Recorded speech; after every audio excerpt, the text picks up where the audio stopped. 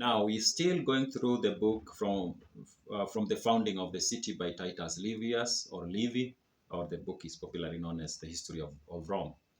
Now, in the previous video, I did tell you about Romulus and Remus managing to kill Amulius and bring back their grandfather Numitor as the king of Alban Longa. Now, when they had managed to do that, the two of them decide not to compete with their grandfather or to expect to inherit their grandfather. They decide to move out, and they go back, in fact, not really moving out, but they go back to the place where they were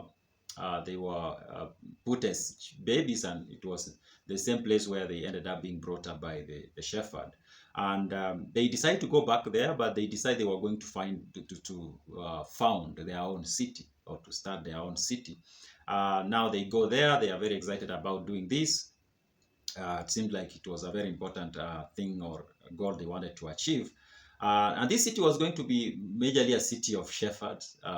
Like I've said in another video, Romulus and Remus were brought up by shepherds, so they were brought up around shepherds. So that's the life they knew. And shepherds were their community, basically. So they go this place and they decide they want to build a city. And this is a city of shepherds. And now, but there is a little problem.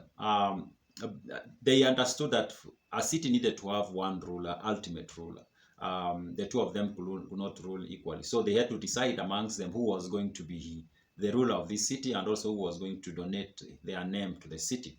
And this disagreement grew because each of them claimed that there was no way they could tell who was the elder and who was the younger. So it became a huge stalemate.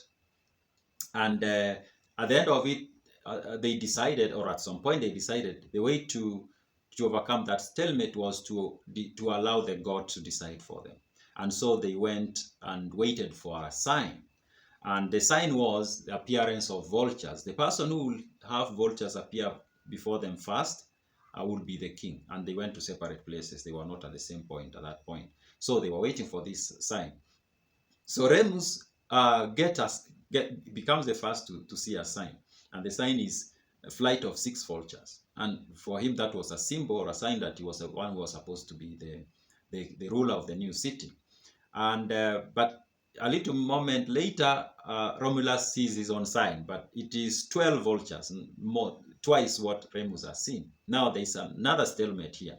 While it was that the person who sees the vultures first is the one to be the ruler, now Romulus changes the rule, and he says, no, the person who sees the most vultures. So while Remus is saying, I'm the first who saw the vultures, Romulus argues, I saw more vultures than you, so that gives me the right. So that argument continued, of course, and at some point, the argument degenerated into physical fight, and the two fought, and it was in that process that Romulus ended up slaying his brother, Remus. So Remus was dead, and it was a sad moment, of course, but at the same time, the problem that they were facing was solved. And now Romulus was the sole power, and he founded the city and gave the city his name. So it became the city of Rome.